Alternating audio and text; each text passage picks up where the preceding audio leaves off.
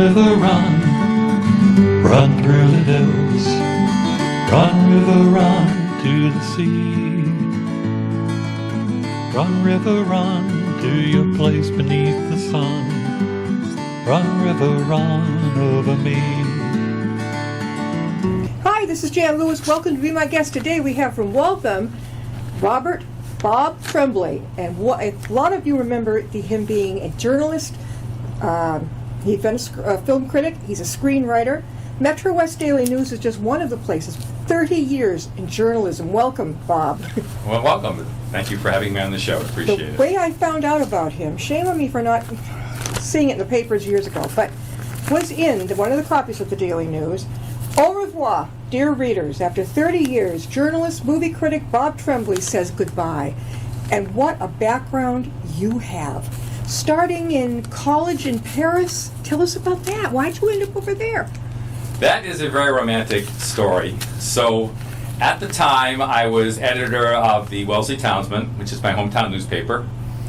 And I decided to, with one of my college friends, to go to Club Med, just to sow some wild oats and just have a marvelous time. And so we're there, and I see this beautiful woman dancing with her father, and I figure, well, if I can't get a woman away from her father, I'm really more pathetic than usual. And so I asked her to dance, and we spent the entire evening talking. And I think eventually, we basically spent the entire time together when I wasn't with my friend playing tennis, I was with her. And we were at the dinner table, and she said she lived in Paris, and I lived here, and things really, we talked to each other. We phone bills were getting rather hefty. Didn't have the internet back then. And so we have decided, well, what's going to happen here? You're going to quit your job and move to Boston? Am I going to quit my job and move to Paris? Yeah. Or are we going to call the whole thing off? Well, we didn't want to call the whole thing off, yeah. And she wasn't going to leave Paris. Oh. So I quit my job, yeah, and moved to Paris to be with her. What were you working at that point before you left? I was the editor of the Wellesley Townsman, and I left that job, yeah, to be with the woman I love. It's like that, the king, like the King of England kind of thing. And she became your wife. And she became my wife. Her name is Beverly Lutz. Don't want to build my stat. And because then she divorced me. So do you have kids? So then we got Nope. We've been married since 1989. So it was the best decision I ever made. Aww. Because not only did I marry a great person, but the years that we spent in Paris were the happiest years of my life. He has 2 certificates from the superior level in French studies at Université de Paris. My God, you just decided to go through with that. Well, if I was going to live in Paris, I decided I might as well learn the language. One of the things that really motivated me was I was having lunch with Beverly and her friend, and they made birthday party reservations. They planned a birthday party right in front of me in French, and I didn't understand the word they were saying. Yeah. So that really annoyed me. So I said, they're never going to be able to do that again. So that motivated me to learn French. And so, and also I think if you're going to be in the city, you might as well learn the language. So. Have you found that in journalism and film, as a film critic, that it's helped you at all, the French background, do you think? Well, when I have a chance to interview a French movie star, I can that's good. do it. So now that he has, I don't believe it, the French language diploma from the Institut Catholique de Paris, Phi Beta Kappa, magna cum laude, with honors in music from Washington and Lee Universities in Lexington, Virginia, cum laude, the River School in Weston, and you received varsity letters to school. And he is a member of the Boston Society of Film Critics, no surprise, Harvard Square Scriptwriters, winner of New England Press Association Awards, author 20-plus screenplays. What screenplays have you written? I'll give a plug to one that was made into a short film. I co-wrote it, and it's called The Sixth Amendment, and it was directed by Elika Portnoy. She did a great job with it, won awards. You can see it on Amazon Prime, and it's basically like the 12 Angry Men, but for the Zanaya trial. So it pictures what it would be like to be a juror as they're debating what to do with Sanaya. That sounds. And yeah. I think it's really well done. Even I'd probably say I'm prejudiced, but I'd say the other writer did a lot more work than I did, to be honest. Bob, do you give presentations and speeches at this time to talk about your many 30 years in the business? What I love to do, and I did it at while I was at the Metro West Daily News, was I was the unofficial tour guide.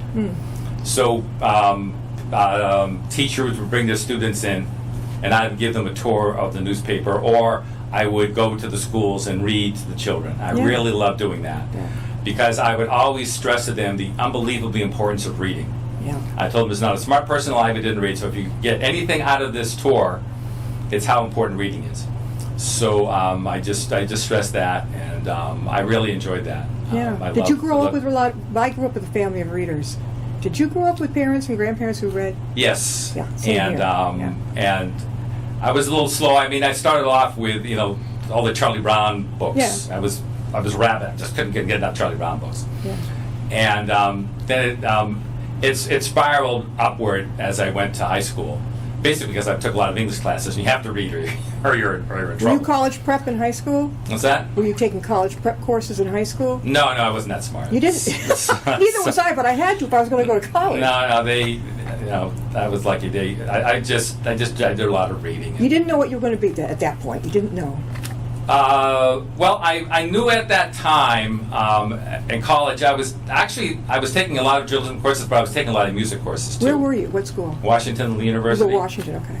And I went there actually for journalism. That was because it's a really strong journalism department. But I got kind of sidetracked into the music thing. Yeah. And so I really took a lot of music courses in addition to journalism courses, but a lot more music than journalism. But I really intended to go on to graduate school to study more. Yeah. But when my father died, I had to support the family, so I kind of put music, on the back burner and focused then on journalism because that obviously it's going to pay a little bit more than trying to find a music career. Yeah. So that's when I started at the Wellesley Townsman, my hometown newspaper, as a reporter. And did you just walk in and say, "Have you got a position available," or did they find you? Well, I don't want to say it's not what you know, it's who you know. Yeah. But this was a who you know kind of thing. That's okay. My grandmother knew the wife of the publisher. Awesome. So I wanted to say that's how I got my... Bob, how long were you there? I was there from 1978 to 1985. Okay. And then I went to Europe. Yeah. And then when we had to come back, I'm pleased to say that this time I got in without... It was what I knew, not who I knew. So I feel a little bit better this time. I mean, I'll give a plug to Jim Hobson, who hired me at the Crier papers, Western Wayland and Sudbury, and then Asa Cole, who hired me at the Metro. When were you at the Sudbury? Because I lived in Sudbury in the mid '80s. That was when I got back from Europe in late of 1988. Okay, I just missed you. No wonder I didn't. And then from then, I think in the beginning of '89 is when I started the Metro. At the time, it was the Middlesex News. Yeah, it changed. Now they cover the Metro West Daily News. Their Sunday papers kind of merged the same as the Milford Sunday paper, the Daily News. It's all this. It's basically there's the Milford and the Metro. So how many years at Metro West? 89 to this year. So that. All right. That's a long time to stay in one place. Yeah, it was great. I loved it. I mean, the employees were great. The jobs. I mean, being a film critic, interviewing movie stars, But then, I paid my dues. When I was at the Townsman, I covered the Board of Selectmen, the Board of Public Works, School Committee. I mean, they went on to midnight, when you're trying to stay awake. Yeah, town meetings, I know. And this was day when you're typing on a typewriter. Yeah. Did you start off with the Smith Corona electric? I forget what it was, but I think it was actually electric. But it was. Yeah. I mean, the irony, of course, is that the invention of the internet was just absolutely fabulous for journalists, but it's almost been a death knell for a lot of newspapers because people could just get their news online rather than relying on a newspaper. You're also you were a restaurant critic.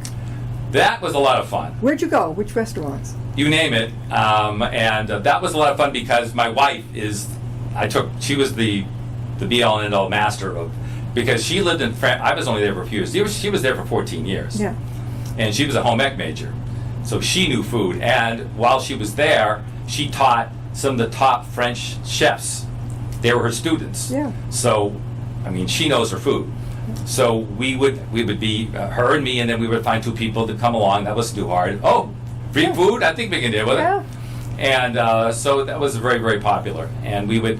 The only caveat was it had to be in the Metro West area. So and there are plenty of fine restaurants. What happened in to this Michael's area. in Framingham? What happened? Did you ever go there? Yeah, it's sad when really good restaurants.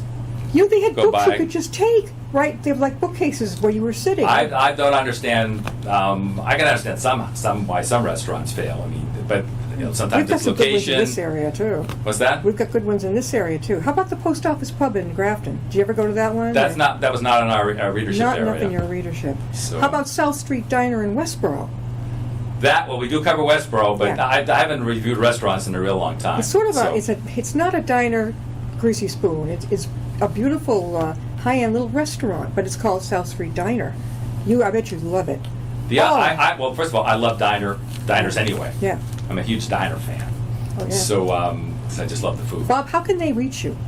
Okay, is that time? Okay, they can send me emails, hate mail, anything you want, at Tremblay, that's TREMBLAY,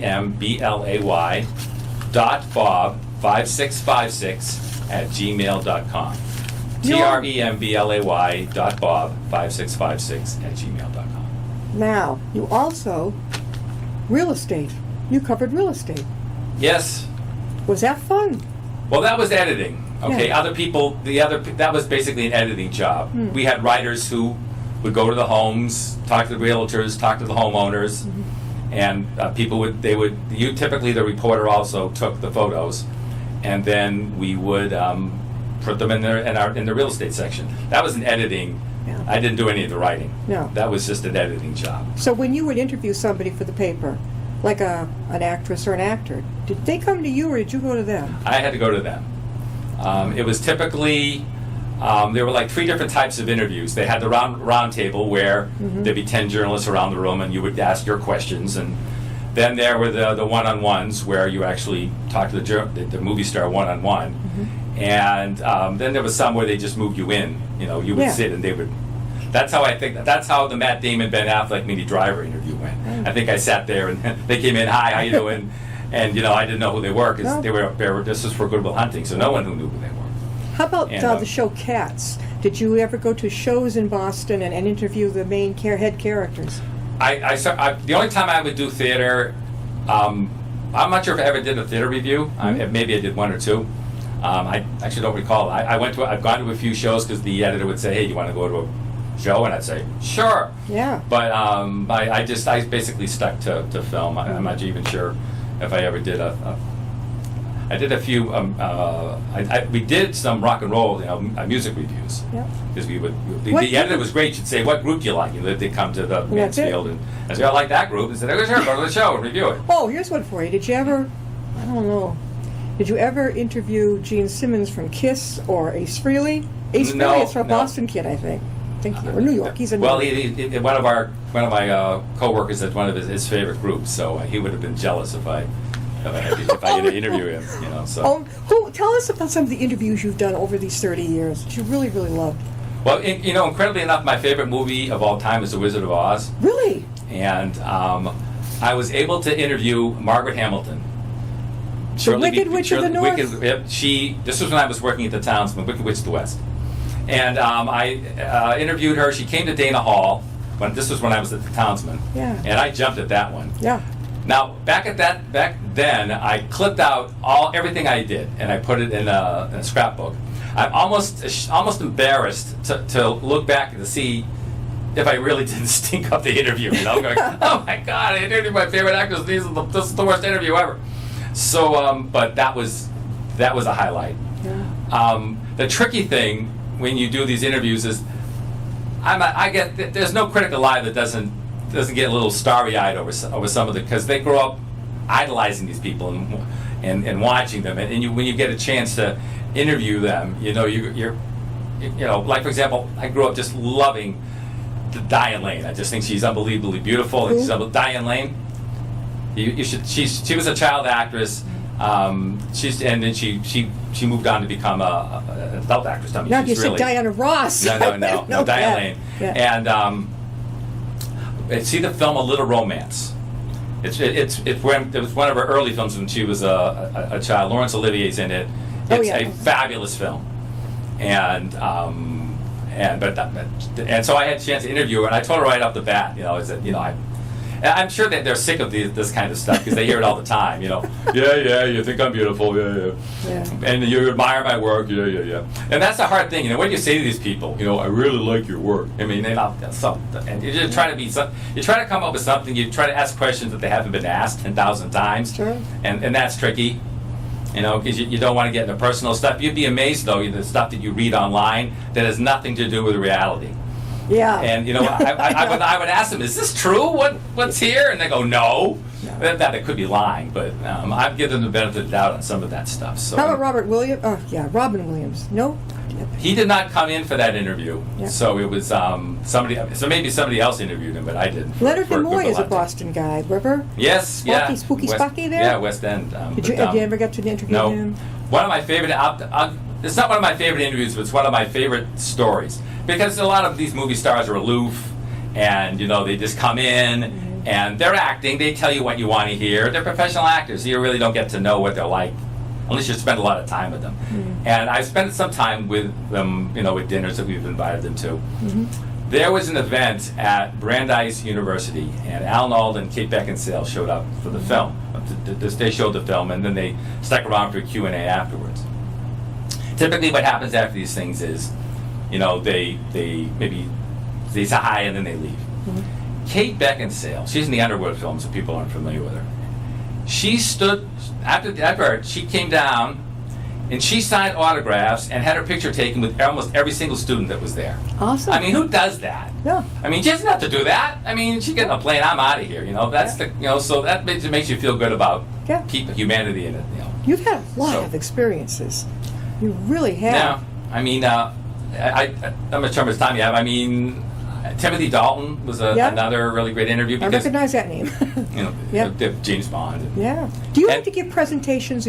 People wanted you to come and speak at a certain place or whatever. Are you open to that? I am very open to that. Now I have all this free time, and I'm cheap too. I don't you pay me. Anyway. How again can they reach you? I know. Well, that Tremblay.bob5656@gmail.com. And how far around will you go in New England or further out? I probably like to stick to New England. Timothy Dalton. Typically, journalists don't interview movie stars that they hate the film, because you're afraid they're going to ask you what you think of the film, and you want to be honest. Well, I hated the movie that Timothy Dalton was in, but I just wanted to interview him anyway, and I was praying that he would not ask me what I thought of the movie. Okay, so the interview's going really, really well, and I'm about to leave, and he says, "So, Bob, what did you think of the movie?" Oh! What did you do? I was as diplomatic as I possibly could be. I think I said something along the lines of, "I think you've done better work," or something like that. Good for you. And he agreed. I mean, it was a horrible film, and I am sure he just had needed the money. But who's going to say no to the money they offer? Yeah. So, but he was great. It was another. I mean, just unassuming and it just marvelous. Almost all the interviews. I would have to say, almost all my interviews with movie stars went well. There was maybe one or two where they did just not want to be there, and you could tell they did not want to be there. Yep. But most of the time, they were just marvelous. If you were going to advise any young people or whoever who wanted to go into journalism, what would you tell them? Okay, I have a good one on this one. Okay, well, read. Read. You better be able to write, and let me put it this way: you can't write unless you read. Okay, so if you're just saying, "Oh, I can do it," what I tell people is, and this works a lot, is, well, work for your school newspaper, your high school newspaper, and work for your college newspaper. But here's the key: try to get an internship.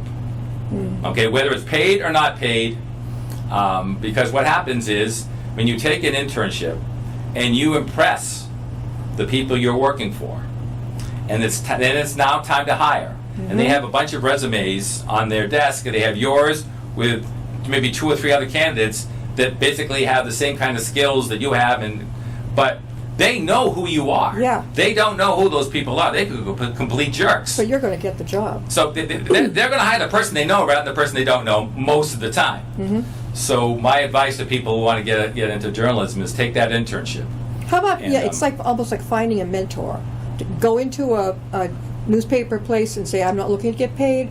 I would just like to, in other words, be mentored into this business. Yeah. I mean, you're not going to say no if I'm not here for a job. I'm just here to learn. Internships are your foot in the door. I mean, and obviously the other one is if you know somebody, Did you do that? if you know the wife of the publisher. Did you internship or just went right in? I went right in. Were you scared?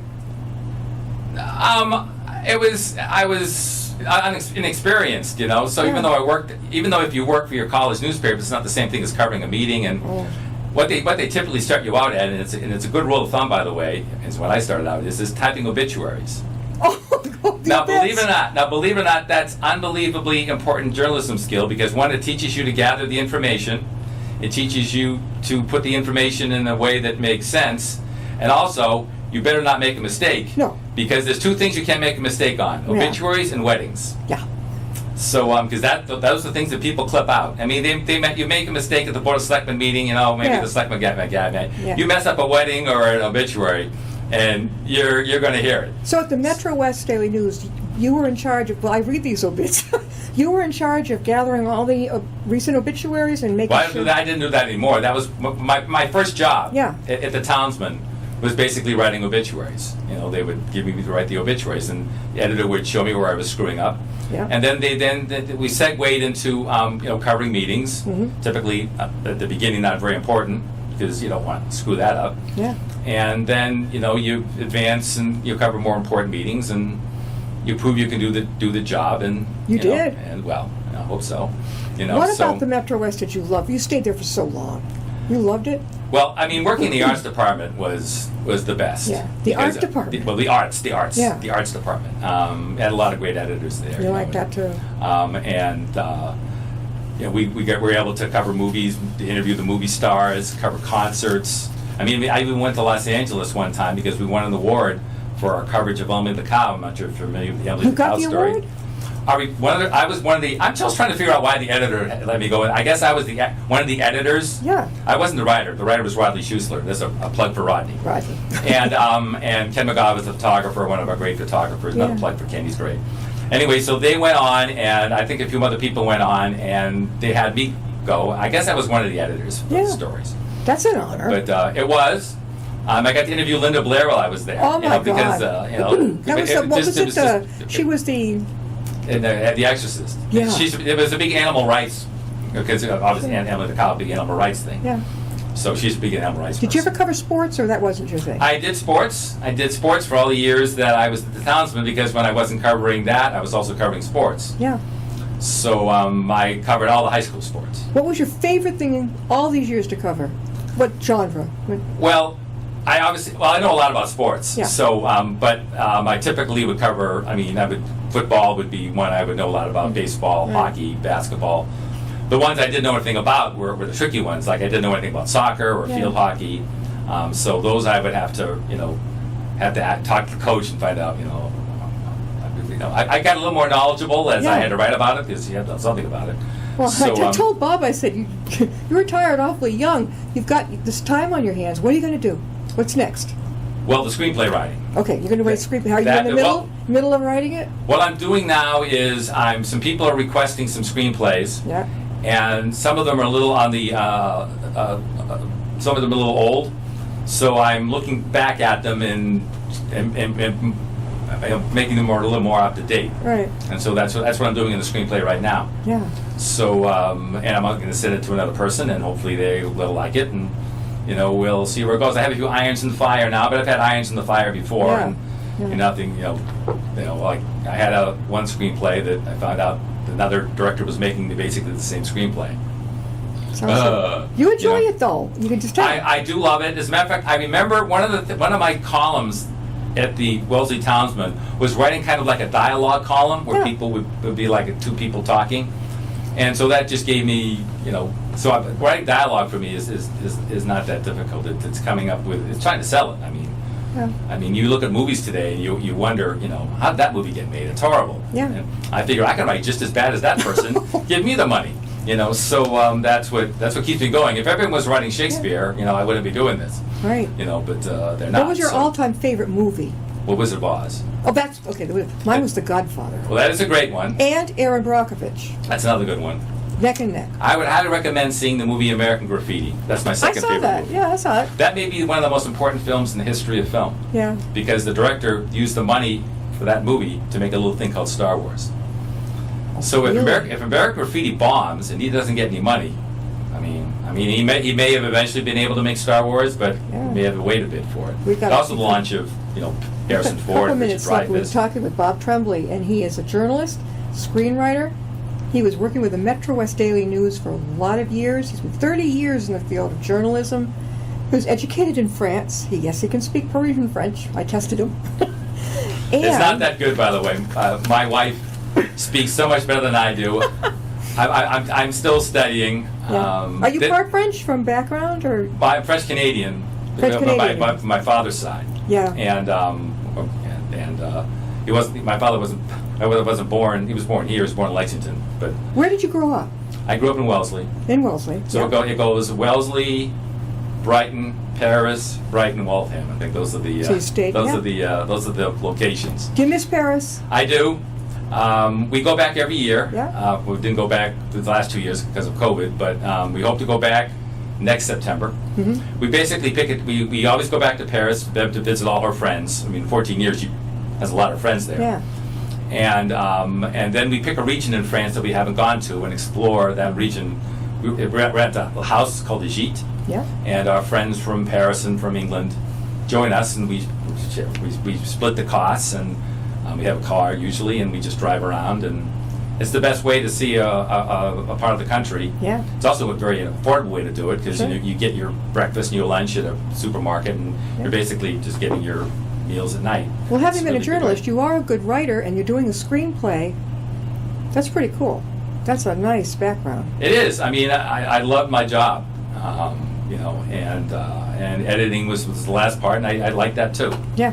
So, and I was still able to go to the movies, and now in this position, I'm able to go to a lot of movies. Yep. Because in the past, with deadlines, there were only certain days I could go to see films. Right. And now I can go, anytime. So that's One that's more a good time deal. before we close, Bob. How can they reach you? That'd be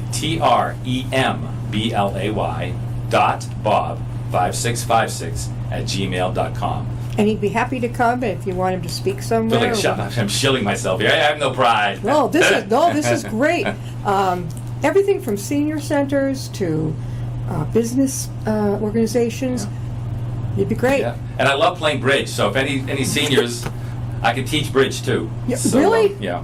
So if Can anybody you wants play to be taught pitch? bridge, I mean what's that? cutthroat pitch. Can you play pitch? You have to teach me. I'm not sure if I Oh play no, that my game. grandfather took all afternoon to teach me that. The men in my family played cutthroat, high-low jack game. Well, And I know more. If you teach me, I love cards. So any card game you teach me, I'll play it.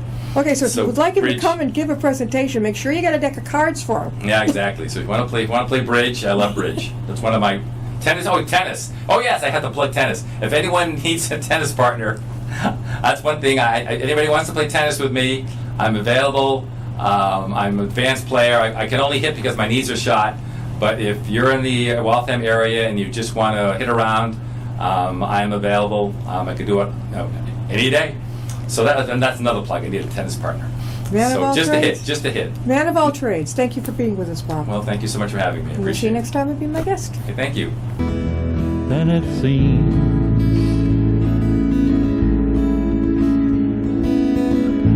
moving through the cloudless sky, heading out toward the moon. I am dancing to the lunar tune.